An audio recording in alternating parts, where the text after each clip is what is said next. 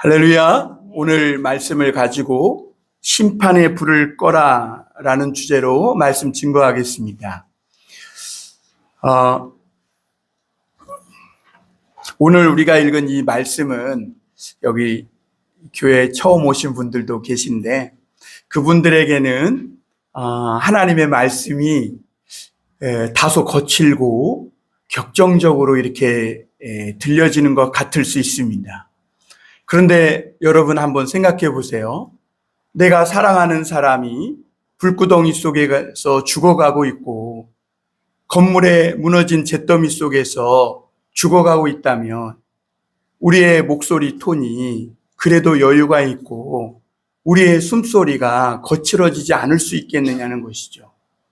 하나님이 우리 시대를 또 이 성경에 기록된 그 말씀에 그 당시 시대를 볼 때 그러했다는 거예요. 여러분, 오늘날 우리가 사는 시대가 불구덩이와 같습니다. 돈이 사람을 삼키고 사람이 사람을 삼키는 시대예요. 정말 이 죄악의 불이, 심판의 불이 타오르는 듯한 그런 시대 속에 우리는 살고 있어요. 그런데 그런 이 세상을 바라보며 하나님의 이 마음이 끓지 않겠느냐는 것이죠. 이 사람들의 욕망이 타오를 대로 타올라서 이 욕망의 불이 수많은 생명들을 삼켜버리고 있는 이런 시대. 이 불을 누군가는 끄지 않으면 모든 사람이 다 죽고 멸망할 수밖에 없다는 거죠. 하나님은 기묘자라 그랬어요. 원더풀 카운셀러, 아주 놀라운 상담자라 그랬어요. 하나님은 지금 이 불을 끌 수 있는 사람들을 부르시고 계신데 그들이 누구냐? 바로 오늘 이 자리에 온 하나님 앞에 나온 저와 여러분들인 줄 믿습니다. 세상에 지금 불타오르는 이 욕망의 불, 이 죄악의 불, 그래서 수많은 생명들이 죽어가고 있는데, 삼켜지고 있는데 이 불을 끌 자들이 과연 어디에 있느냐는 것이죠. 하나님은 오늘 저와 여러분들을 부르신 줄 믿습니다. 사람들은 대개 어려움에 빠지면 어떻게든 그 어려움만 빨리 벗어나려고 합니다. 그런데 여러분, 하나님은 우리 믿는 성도들에게 요구하시는 것이 있어요. 그게 뭐냐면 어떤 어려움이 왔을 때 성도들은 먼저 생각할 것이 어떻게든 수단과 방법을 가리지 말고 이 어려운 것만, 문제만 빨리 해결하자, 이런 마음을 가지면 안 된다는 거예요. 성도는 어떤 문제나 어려움이 닥쳤을 때 그때 이 문제가 왜 왔을까? 우리가 하나님을 너무 멀리 떠나 죄악 중에 행함으로 이런 어려움과 고난이 우리에게 오지 않았느냐? 그러면서 우리가 회복해야 될 것이 무엇일까? 내가 버려야 될 것이 뭘까? 내가 어떻게 바른 마음을 먹고 살아가야 할까? 이런 생각을 성도들은 해야 된다는 거예요. 여러분, 어려움을 극복하는 거 어렵죠. 그러나 여러분, 성도들에게 근본적인 문제는 뭐냐면 삶의 태도와 이 신앙의 자세를 바꾸는 거예요. 근데 여러분, 이게 보통 어려운 게 아니에요. 어려움을 그냥 한번 극복하는 건 누구나 할 수 있어요. 그러나 인간의 이 깊이 박혀있는 이 죄의 DNA, 그 삶에 대한 이 욕망에 대한 이 잘못된 자세, 이거 바꾸는 거 쉽지 않다는 것이죠.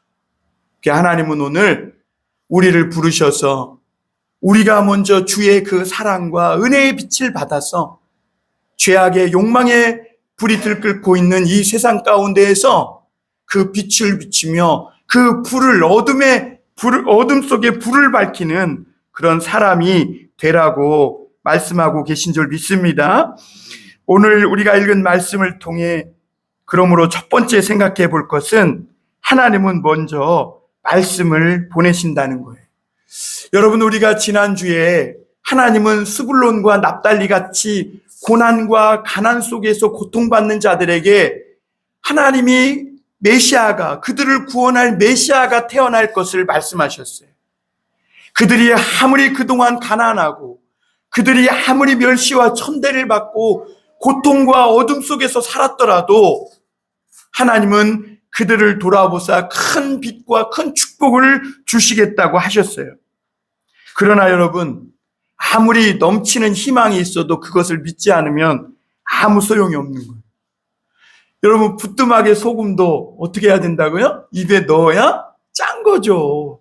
하나님의 말씀이 오늘 이 시대 속에서 막 고난과 이 악함 속에서 힘들게 살아가고 있는 우리들을 구원하시겠다는 아무리 놀라운 희망의 말씀을, 소망의 말씀을 전하여도 오늘 그것을 믿는 자들이 적으면 결국에는 모두가 다 죄악 중에 멸망할 수밖에 없는 거죠. 오늘 8절, 9절 제가 다시 한번 읽어드릴게요. 주께서 야곱에게 말씀을 보내시며 그것을 이스라엘에게 임하게 하셨은즉 모든 백성 곧 에브라임과 사마리아 주민이 알 것이오늘 그들이 교만하고 완악한 마음으로 말하기를, 이렇게 말씀하고 있어요. 여러분, 하나님은 우리 인간의 어려운 처지와 형편과 그 문제를 아시고 가장 먼저 거기에서 건지시기 위해서 말씀을 보내시는 하나님. 여러분, 이것이 우리에게 얼마나 큰 축복인지 몰라요. 하나님이 우리에게 말씀하시는 하나님입니다. 하나님은 돌멩이가 아니에요. 하나님은 나무가 아니에요. 우리와 불통하는 하나님이 아니라 우리와 소통하는 하나님이라. 우리가 주여 그러면 하나님이 얘야 내가 여기 있다. 그 하나님이 우리 마음속에 답답한 거, 오늘 우리 자식 문제, 내 남편 문제, 돈 문제, 아우 저놈, 이 문제 하나님이 다 들어주시고 응답해 주시고 우리와 말씀하시고 우리와 소통하시는 하나님이신 줄 믿습니다. 그게 우리에게 얼마나 큰 축복인지 몰라요. 그 하나님은 오늘 큰 위기를 당한 이스라엘에게 말씀을 먼저 보내셨대요. 그런데 이 이스라엘이 하나님의 말씀을 안 믿어. 그래가지고 인간적인 방법으로 내가 이런 어려움이 오면 내가 이렇게 해결하리라 다 방법을 세워놓고는 하나님을 믿는 척하고 위선 떨고 있는 거예요. 그러니까 하나님이 제일 싫어하는 것이죠. 그리고 그 사마리아 사람들은 이미 내가 다 돈이고 사람이고 다 해놨으니까 문제없어 이러고 안심하고 있는 거예요. 표면적으로 보면 문제가 다 해결된 것 같아. 그런데 하나님은 뭐라고 그러냐면 그거는 문제가 해결된 게 아니라 오히려 그 속으로는 더 골마가고 있다. 너 마음이 완악해지고 너의 마음이 더 시멘트처럼 다시는 돌이킬 수 없을 만큼 딱딱해지고 악하게 완고해지고 있다고 말씀하고 있는 거예요. 그래 하나님은 그 시멘트를 깨뜨리려면 어떻게 해야 돼요? 충격을 줘요. 충격. 그죠? 다다다다다다. 우리 건설업 하시는 우리 조성근 성도님 잘 아실 거예요. 시멘트 깨려면 한마디로 막 깨야 되잖아요. 그렇죠? 그 하나님이 사건을 일으키세요. 어떤 사건이냐? 그 사마리아 땅이 다 회파되고 무너지고 전쟁이 나가지고 불타버리게 만드는 거예요. 왜? 백성이 하도 못 깨달으니까 하나님이 아주 충격요법을 쓰신 거죠. 여러분, 참새 한 마리도 하나님의 허락 없이는 땅에 떨어지지 않는다는 말씀이 있어요, 성경에. 그것은 이 모든 일들이 우리는 우연이고 그저 일어나는 것 같지만 그게 아니라는 거예요. 하나님은 그것을 통해 작은 사건 하나하나를 통해서도 오늘 우리에게 말씀하시는 하나님이라. 하나님은 이런 일들을 일으키셨을 때 사마리아가 이렇게 하기를 바랬어요. 우리에게 왜 이런 엄청난 일이 일어났지? 왜 우리의 젊은이들이 저 캄보디아에 가서 왜 목숨을 잃어가고 있지? 왜 우리나라가 이렇게 세상 속에서 점점 경제가 무너지고 외교적 어려움을 겪고 있지? 도대체 뭐가 문제지? 이런 생각을 하면서 하나님이 우리에게 주시는 메시지가 무엇일까? 한번 생각해 보기를 원하시는 거예요. 그리고 하나님의 말씀을 듣고 무엇보다 그렇구나. 내가 잘못 산 죄구나. 내가 욕심에 눈이 멀어서 자식을 욕심으로 낳았구나.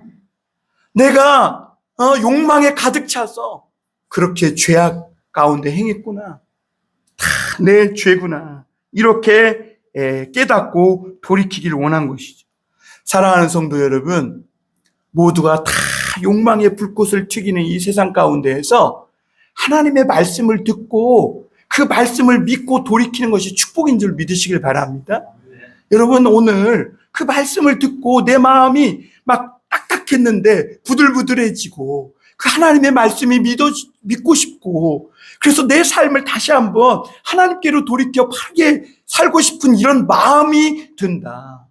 그 사람이 하나님의 큰 축복을 받은 사람인 줄 믿으시길 바랍니다. 9절에 오늘 사마리아 사람들은 지금 제가 말씀드린 것처럼 반응하면 좋은데 그렇지 못했어요.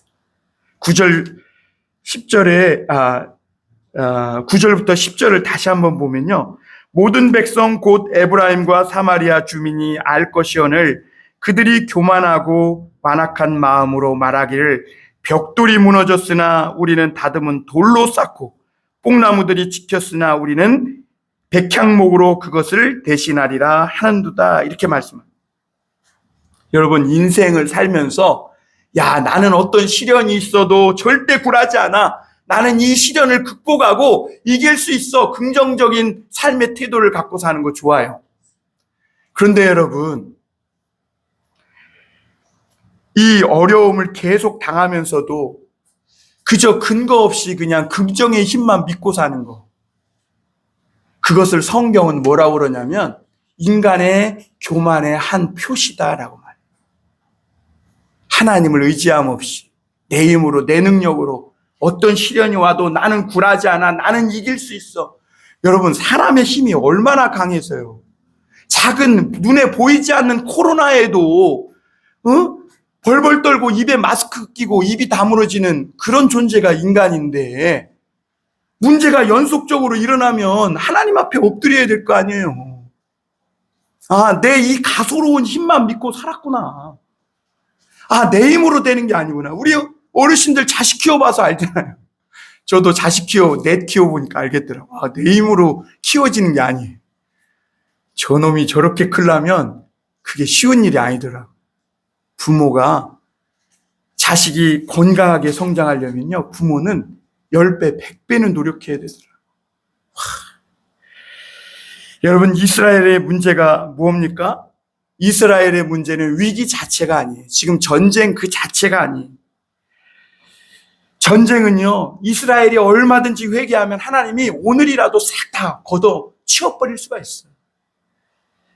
중요한 건 그들이 그런 큰 전쟁을 당하고도 깨닫지 못하는 그 마음속에 교만하고 완고한 고집, 악함, 그거의 문제라는 것이죠. 그리고 어떤 어려운 일들이 생기면 그냥 돈이나 사람으로 빨리 해치워버리려고 하는 그런 얄팍한 생각. 하나님이 내게 주신 말씀이 무엇일까 생각하지 않고 그저 수단과 방법을 가리지 않고 문제만 해결되면 된다는 이런 태도인 것이죠. 여러분, 하나님은 그런 삶의 태도, 그런 삶의 자세를 교만하고 완악한 마음이다. 이렇게 표현하세요. 아무리 어려운 일을 당해도 힘과 능력이 있다면서 조금도 변하려고 하지 않는 것. 그 교만이 하나님의 심판을 부르는 가장 무서운 죄라고 성경은 우리에게 가르쳐주고 있는 것이죠. 오늘 이스라엘 백성들은 하나님이 보내신 이 전쟁으로 집과 막 나무가 다 찍혔어요. 그런데 오늘 이 사마리아 사람들은 뭐라고 합니까? 야, 벽돌집이 무너졌니? 아직 나 돈 있어. 대리석으로 지을 거야. 야, 뽕나무가 찍혔어. 야, 나에게는 백향목 더 귀한 나무가 있어. 이걸로 지을 거야. 마치 바벨탑처럼 인간은 사람들이 그 고초를 당하면서도 오히려 더 이렇게 마음을 독하게 먹는 걸 볼 수 있습니다. 여러분, 그렇게 할 수 있죠. 돈이 많아서 집이 무너지면 불타면 아유 3층집 양옥집으로 짓지 뭐 이럴 수 있어요. 그런데 여러분, 그러는 사이에 집은 겉모양은 그럴듯하지만 뭐가 무너지고 있는 거예요? 같이 해볼까요? 내 마음이 무너지고 있다. 예. 아주 못된 형태로 그대로 굳어가고 있다는 거예요. 사람의 마음. 그게 무서운 거예요. 나이 들어서 못된 마음 그대로 굳어지는 거. 이게 얼마나 참 안 좋은 건지 몰라요. 그러면 더 연세 드시기 전에 하나님의 말씀 앞에 깨지고 부서지고 해서 하나님이 이렇게 빚으시면 이렇게, 응? 저렇게 빚으시면 저렇게 아주 아름다운 부들부들한 모습으로. 그래서 얼굴에 생기발랄하고 눈빛에는 막 하나님의 하늘의 별빛같이 초롱초롱 빛나는, 아무리 연세 드셔도 그런 어르신들 될 수 있길 바랍니다. 여러분, 모든 일을 신앙적으로 생각한다는 거, 이게 목사님 좀 지나쳐 보이지 않나요? 이렇게 말할 수 있어요. 아니, 살다 보면 그냥 아무것도 아닌 것 같은 일도 일어날 수 있지. 뭘 꼭 신앙, 믿음 이런 것과 결부시켜서 생각해야 하나. 그게 비정상적인 거 아닌가, 이렇게 생각할 수 있어요. 그런데 여러분, 일련의 일들을 통해 요즘 내가 얼마나 잘못 살고 있고 내가 혹시 죄에 빠져 살고 있지는 않았나, 이렇게 생각할 줄 아는 게요, 하나님이 아름답게 보시는 아주 좋은 바른 믿음의 태도예요. 그래서 여러분, 오늘 우리는 작은 일에도 성도들은 소스라치게 놀라면서, 야, 하나님이 나를 바른 길로 가라고 지금 툭툭 치고 계시구나. 그러면 어떻게 해야 돼요? 우리는 오히려 에이, 재수없어가 아니라, 하나님 감사, 제가 마음을 고쳐먹겠습니다. 그 요셉 시대에 애굽 왕이 한 꿈을 꿨어요. 꿈을 꿨는데 꿈자리가 사나워요. 막 아주 파이한 소가 살찐 소를 막 잡아먹는 꿈을 꾼 거예요. 그러니 꿈자리가 사나우면 하루 종일 어때요? 뒤숭숭하잖아요. 그래가지고 막 그 애굽에, 이집트의 온갖 술객들을 다 불러가지고 이 꿈을 좀 해석해보라는 거예요. 근데 해석하는 사람이 없어요. 그때 요셉이 하나님의 말씀을 받는 그런 능력을 얻었거든요. 그래가지고 이 바로 왕의 꿈을 해석해요. 그러면서 그 꿈이 하나님이 왕에게 말씀을 주신 거라고.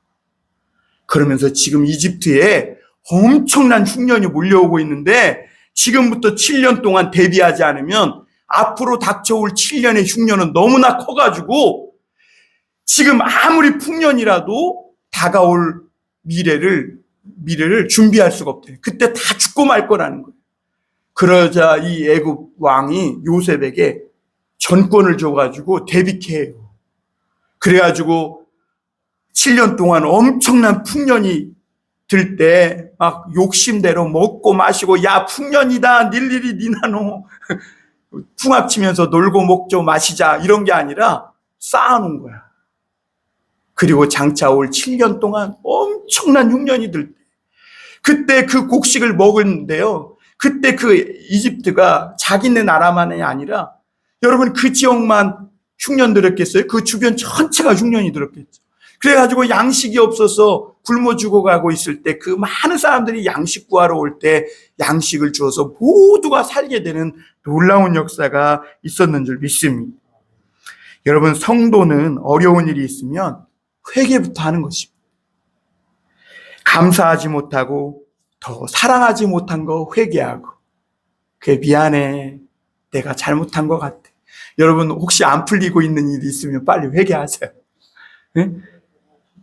양보하지 못하고 용서하지 못하고 헌신하지 못한 거 회개하고, 그래, 내가 주의 일은 멀리하고 엉뚱한 일에만 정신 팔고 살았구나. 그러면 하나님께서 정오의 빛같이 하나님의 이 치료의 광선이 떠올라서 급속하게 상황을 치료하시고 고치신다 말씀하십니다.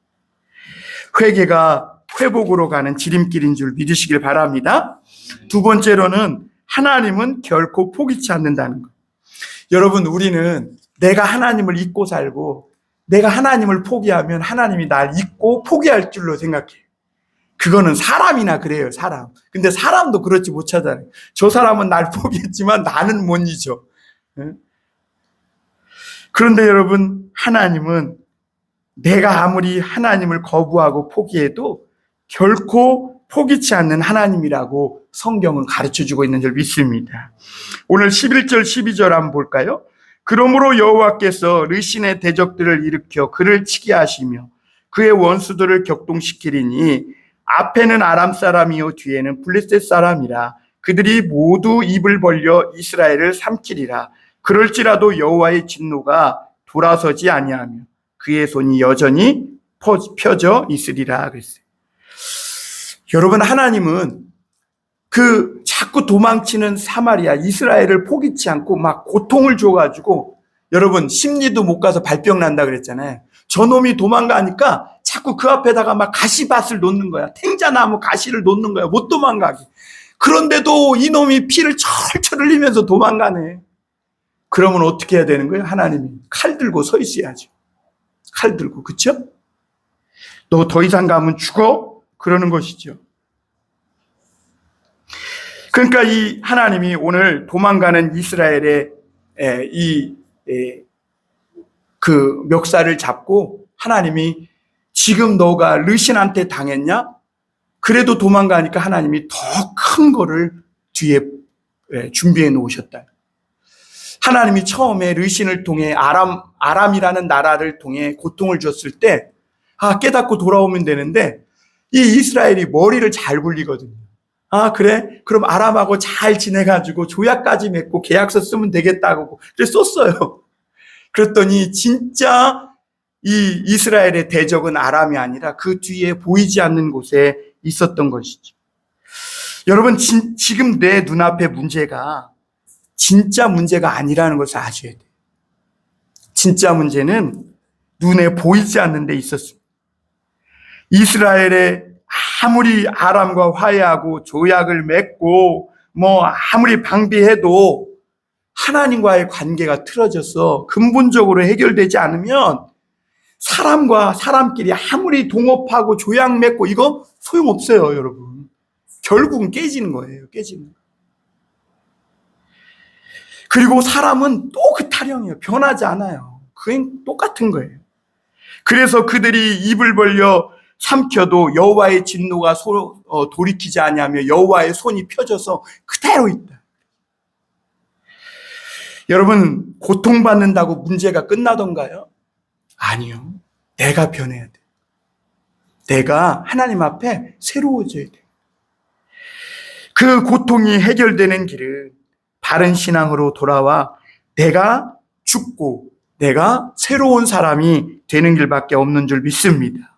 인생을 하나님께 다 맡기고 내 자존심, 완고한 고집들 하나님 앞에 내려놓고 오직 말씀 붙잡고 살겠다고, 이제 하나님의 말씀 듣고 그 길로 순종하며 살아가겠다고 굴복할 때, 그때만이 그 고통이 끝나고 행복이 시작되는 줄 믿으시길 바랍니다. 여러분, 하나님은 우리 인생이 그렇게 될 때까지 결코 포기하지 않았어요. 왜 그러냐면요, 놀랍게도 우리가 결사적으로 하나님을 믿을 때 이상하게 우리 안에서 죄가 죽기 시작합니다. 우리가 하나님을 결사적으로 믿고 살 때 우리 안에서 이상하게 욕망이 죽어가기 시작해요. 우리가 하나님을 말씀을 순종하며 살아갈 때 나에게 아주 물귀신같이 붙었던 귀신이 어느 순간부터 떠나가기 시작해요. 그리고 변하기 시작하더라. 반면에 내 욕심, 내 고집, 내 생각이 살아있는 한 내게 붙어있는 이 죄는 절대로 죽지 않는다는 걸 여러분 기억하시길 바랍니다. 13절에 보면 하나님은 이렇게 말씀하세요. 그리하여도 그 백성이 자기들을 치시는 이에게로 돌아오지 아니하며 만군의 여호와를 찾지 아니하도다. 여러분, 이스라엘이 당한 어려운 일은 하나님이 돌아오는 메시지였다고 그랬어요. 그런데도 이 백성들이 끝까지 돌아오지 않고 심지어 하나님을 찾지도 않아요.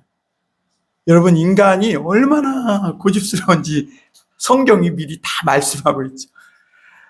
우리 예수 믿고 바르게 살자 그래도 아유 나는 나대로 살 거야. 인간의 고집이 그래. 그러면 하나님이 어떻게 한다 그래요? 머리부터 꼬리까지, 존귀한 자부터 비천한 자까지, 아예 몸통까지 하나님이 다 쳐버리신다. 14절 16절에 그걸 말씀하고 있는데요. 이스라엘의 종려나무는 여기서 지도자들, 선지자들과 같은 그런 존귀한 사람들을 말해요. 반면에 여기서 갈대, 꼬리는 비천한 사람, 일반 백성들을 얘기해요.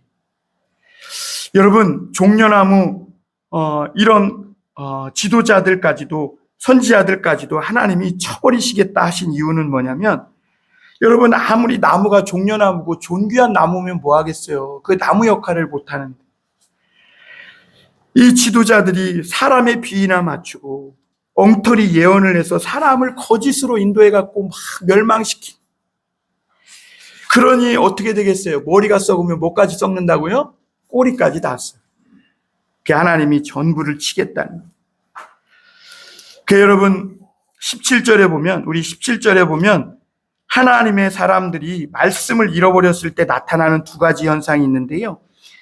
한번 제가 읽어드릴게요. 이 백성이 모두 경건하지 아니하며 악을 행하여 모든 입으로 망령되이 말하니 그러므로 주께서 그들의 장정들을 기뻐하지 아니하시며 그들의 고아와 과부를 긍휼히 여기지 아니하시리라 그랬어요. 사랑하는 여러분, 본래 하나님은 고아와 과부를 또 열심히 일하는 장정들을 기뻐하시는 하나님이세요. 그런데 왜 하나님이 그들을 기뻐하시지 않는다고 말씀하고 있는가? 하나님의 말씀을 잃어버리면요, 첫째로 사람들이 경건함을 잃어버려요. 방자하게 행하게 돼요. 여러분, 오늘날 우리나라가 참 걱정하는 사람들 많죠. 왜 그래요? 지도자가 없기 때문에. 지도자들이 말씀을 잃어버리기 때문에. 여러분, 가정에서도요, 부모가 하나님의 말씀으로 기준을 딱 잡고 있으면 자식들이 엇나가지 못해요.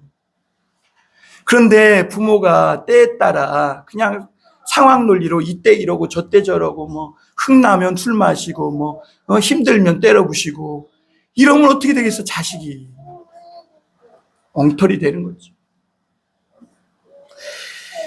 그러니까 이 존귀한 사람들, 이 하나님의 선지자들이 계시를 받았다고 하면서 막 하나님이 나에게 능력 줬다고 하면서 뭔가 하나님을 믿기는 믿는데 핵심이 빠지고 자기 의와 자기 열심으로 자기 이익만을 추구하며 살아간 거예요. 그러니까 영성은 막 자랑해요. 나는 대단하다는 거예요. 막 하나님과 막 말씀을 주고받는다는 거예요. 그런데 삶에서는 경건의 모습은 조금도 없는 거예요. 하나님을 믿긴 믿는데 하나님에 대한 경외함이 없으니까 방자히 행하는 거예요.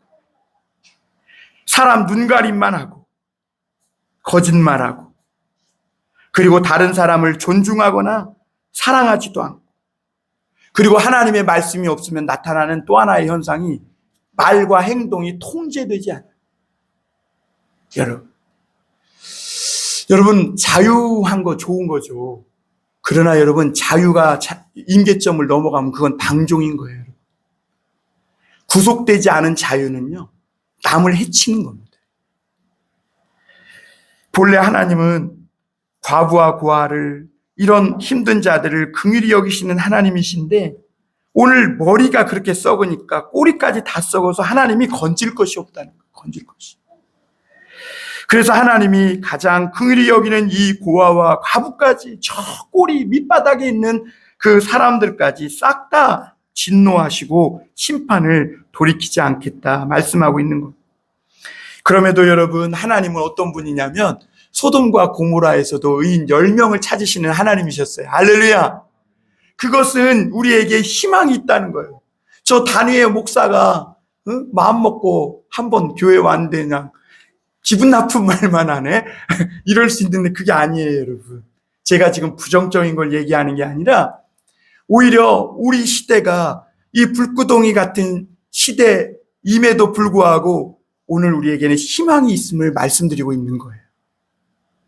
왜냐하면 하나님은 소돔과 고모라 가운데에서도 그들을 살려내기 위해서 하나님께 붙잡고 매달려 기도할 의인 10명을 구하셨고, 그래서 의인 10명만 있으면 소돔과 고모라의 악한 자들까지도 내가 멸하지 않겠다는 거예요. 왜요? 너희들을 통해서 그들이 혹시 구원받을지 모르기 때문에 하나님이 말미를 두고 여유를 주겠다. 그래서 하나님은 오늘 의인 10명을, 이 세상의 불을 끌 의인 10명을 구하고 계신 것이죠. 아쉽게도 우리 기도가 짧은 것이지 하나님의 구원하심이 짧지는 않다. 마지막으로 한 가지 더 말씀드릴 것은, 그러므로 우리가 은혜의 단비를 구해야 한다는 겁니다. 우리 18절 우리 다 같이 한번 읽어볼까요? 시작. 대저 악행은 불타오르는 것 같으니 곧 찔레와 가시를 삼키며 빽빽한 수풀을 살라 연기가 위로 올라가게 함과 같은 것이라. 여러분, 여기서 이스라엘을 가시와 찔레로 비유했는데 왜 그러냐면 오랫동안 이스라엘이 은혜를 받지 못했어요. 그러다 보니까 그 마음엔 가시와 찔레가 나서 영적 고갈 상태에 이른 거예요. 여러분, 누구에게 한 번도 이렇게 배려를 받아보지 못한 사람, 사랑을 받아보지 못한 사람, 누구에게 은혜를 입어보지 못한 사람은 마음에, 여러분, 가시와 찔레처럼 아주 이렇게 날카롭게 솟아나 있는 걸 보게 돼요. 여러분, 아무리 어려운 상황에서도 성도는 어떻게 해야 되는가?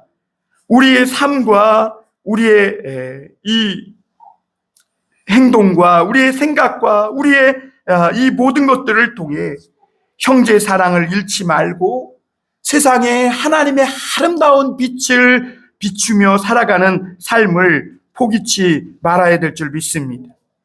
그런데 하나님의 백성들이 그 가치도 잃어버리고 영성도 잃어버리고 그렇게 하나님의 은혜를 한 번도 받지 못하며 살다 보니까 마음이 메마른 거예요. 교회에 와서 말씀도 듣고 막 엉터리 같은 찬양에 박수도 치면서 막 웃기도 하고, 오셨냐고 막 인사도 나누고, 내가 좀 잘못해도 괜찮아 그렇게 막 따뜻함을 받아보고 이래야 마음이 녹아지고 찔레가 꺾어지고 가시가 사라지고 거기에 백향목이 자라는데, 야, 너 이거 조건적이고, 야, 너 이렇게 안 하면 나 이렇게, 이렇게 막 아주 가시돋친 말만 듣고 막 경기할 듯한 이런 말만 듣다 보니까 다 날카롭게 가시가 돋쳐 있는 거예요. 그 누구 하나 오기만 해봐라 내가 푹 찔러버리리라 그러고 있는 것이지. 그런데 여러분, 그러면 어떻게 된다고요? 빼짝 마르면 어떻게 되느냐? 인간의 욕망이요, 가만두질 않아요. 인간의 욕망이 막 부딪히다가요, 그 불꽃이 튀거든요. 그 불꽃이 튀면 어떻게 될까요? 그 바싹 마른 가시나 찔레에 딱 붙으면 어떻게 돼요? 그 엄청난 불이 팍 하고 터집니다. 그래가지고 오늘 성경은 뭐라 그러는 거예요? 그렇게 영적으로 은혜의 담비를 한 번도 맞지 못한 이스라엘 사람들이 그렇게 욕망으로 들끓어서 서로 충돌하다가 막 욕망의 불꽃이 튀기다가 불꽃이 탁 튀겼어요. 그러니까 서로 막 그냥 그러다가 전체 숲이 불타서 연기만 구름더미처럼 올라가고 있는 모습을 표현하고 있는 거예요. 여러분, 성령의 단비가 내리도록 우리 매달려 기도할 수 있어야 될 줄 믿습니다. 오늘 내 마음에 하나님의 단비가 내리지 않고 자꾸 메말라 가는 것을 안타까워할 수 있기를 바랍니다. 그래서 오늘 여러분 안에 주신 하나님의 은혜의 단비가, 은혜의 샘물이 저 밑바닥부터 솟아오를 수 있도록 하나님께 나에게도 성령의 이 마중물을 부어달라고 그렇게 기도할 수 있기를 바랍니다. 욕심이 들어가면 자기 가까이 있는 약한 사람부터 잡아먹기 시작한다고 합니다. 그런데 이 욕심이라는 것은 이상하게 채워도 채워지지 않고, 또 이 욕심은 중독성이 있어서 만족이 없고 결국 자기 가족뿐만 아니라 자기 자신마저 잡아먹어서 가치 없는 사람으로 만들어버린다. 사람이 어디서 참 만족을 얻을 수 있습니까? 사람이 어느 선에서야 행복할 수 있겠습니까? 보이지 않는 하나님으로 만족할 때 우리가 하나님이 보이는 모든 것으로 더해주시고 채워주시는 그 행복을 맛볼 수 있게 될 줄 믿습니다. 우리 삶이 말씀으로 충만해지고 하나님 사랑, 이웃 사랑으로 목표 삼고 그 목적을 향해 달려갈 때 죄의 욕심, 또 욕심의 노예, 욕망의 노예가 되지 않을 줄 믿습니다. 욕심 없는 사람 없죠? 아무도 없어요. 단지 욕심에 미혹되지 않도록 지켜주시는 하나님의 은혜만 있을 뿐. 사랑하는 성도 여러분, 오늘 넘치도록 부어주시지 않는 것도 우리를 살리시기 위한 하나님의 은혜임을 믿으시길 바랍니다. 우리 뜻대로 되지 않는 것도 그 길이 멸망길이라서 하나님이 막아주시고 계시다는 것을 여러분 믿으시길 바랍니다. 여러분, 결국 오늘 21절에 보면 이렇게 말씀하고 있어요. 이 말씀만 읽고 마치겠습니다. 므낫세는 에브라임은 므낫세를 먹을 것이요 또 그들이 합하여 유다를 치리라. 그럴지라도 여호와의 진노가 돌아서지 아니하며 그의 손이 여전히 펴져 있으리라. 결국 온 세상을 집어 삼키는 것은 뭐예요? 죄가 아니에요. 죄가. 적이 아니에요. 저 일이 아니에요. 온 세상을 집어삼키고 나와 우리 가족, 우리 자신을 집어삼키는 것은 하나님의 축복을 소홀히 여기고 욕심과 욕망을 채우기에 쫓아가는 우리의 끝없는 죄악에 대한 욕망인 것이죠. 그것이 나와 우리 가족과 우리 가까운 사람들을 집어삼키는 것이죠. 사랑하는 성도 여러분, 욕망의 불이 내 안에서 사그라지도록 은혜의 담비를 구하실 수 있기를 바랍니다.